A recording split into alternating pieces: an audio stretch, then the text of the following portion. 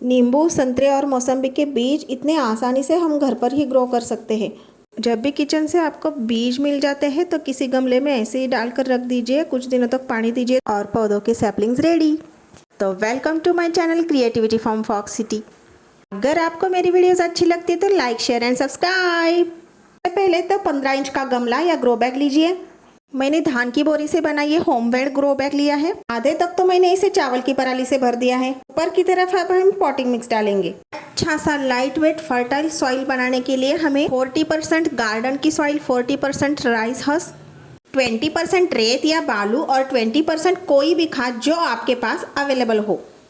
तो जितनी भी हम चीज़ें लेने वाले हैं, राइस हस्क, गार्डन की मिट्टी, खाद, सारे चीज़ों को अच्छे से धूप दिखा के लीजिए। अगर आप इन पॉटिंग मिक्स में से किसी भी चीज़ को अच्छे से धूप नहीं दे पा रहे हो और सूखा नहीं पा रहे, मिट्टी में फंगस लगने के चांसेस होते हैं, तो आपको ग्लाइकोडर्मा नाम का फंगीसाइड यूज़ करना चाहिए। अगर वो नहीं है तो साफ नाम का ऑर्गेनिक फंगीसाइड आप यूज़ कर सकते हैं। अगर वो भी आपके पास नहीं, थोड़ी सी हल्दी भी मिला सकते हैं।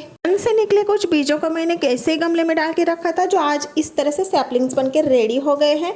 सबसे पहले तो इन सैपलिंग्स को हम अच्छे से बिना रूट को डिस्टर्ब किए हुए बाहर निकालेंगे। जाने कितने सारे बीज इसमें डाले थे, मौसम्बी, संतरे और नींबू के भी। अब मुझे भी पता नहीं कि इसमें से कौन से पौधे नींबू के हैं, कौन से मौसम्बी के और कौन से संतरे के बीज एक जैसे दिखते थे तो मैंने सारे एक जगह डाल देते। ये गलती आप ना करिए, अलग अलग से बीज को रखिए और उसको लेबल भी कीजिए। जब तक ये बड़े नहीं होंगे तब तक हमें पता नहीं चलेगा कि ये पौधे कौन से चीज के हैं। अगर आपको पता हो तो आप बता दीजिए। दिखने में बीज सबके एक जैसे थे तो पत्ते भी एक जैसे दिख रहे हैं। सैपलिंग सारे के सारे एक जैसे ही दिख रहे हैं। इनके ट्रू लीव्स निकल के आए हैं। एक ही बोरी में उंगली से मैंने छोटे छोटे गड्ढे बना के सारे सैपलिंग्स को थोड़े थोड़े डिस्टेंस पे लगा दिया है।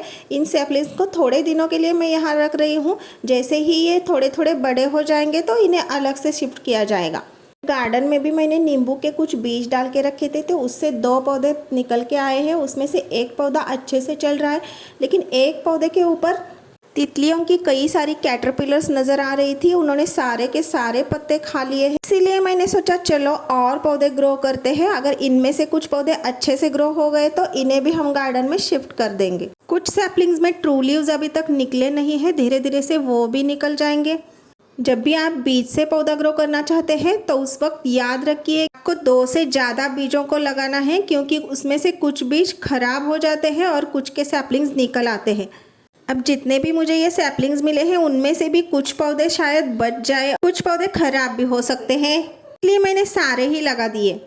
सारे पौधों की एक साथ सही से केयर करेंगे, देखते हैं सारे कहाँ तक साथ देते हैं।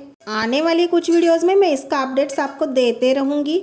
पहले मैंने कुछ बीज से पौधे उगाने की कोशिश की थी, तो वो कोशिश कुछ पौधों में नाकाम हो गई, कुछ अच्छे से चल गई। बीज से मैंने लौंग का पौधा लगाने की कोशिश की थी, वो तो नाकामयाब हो गई, लेकिन लाजवंती और दहलिया के पौधे अच्छे से ग्रो हो गए।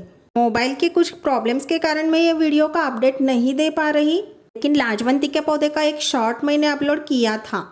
सैपलिंग्स को लगाने के कुछ दिनों तक आपको इन्हें तेज धूप में रखना होगा, ताकि अब सर्दियों का मौसम शुरू हो गया है, धूप थोड़ी कम आती है हमारे यहाँ। इन सुबह की जो तेज धूप होती है वो भी मिल जाए तो भी बहुत है।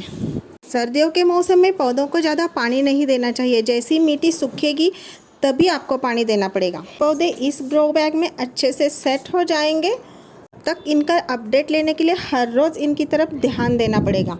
ना आसान है नींबू का पौधा उगाने का, तो आप घर पर अपने ज़रूर ट्राई करें। गमले में भी ढेर सारे नींबू आप पा सकते हो। तो आज के लिए इतना ही, हम फिर मिलेंगे कुछ नए वीडियो के साथ। Bye bye.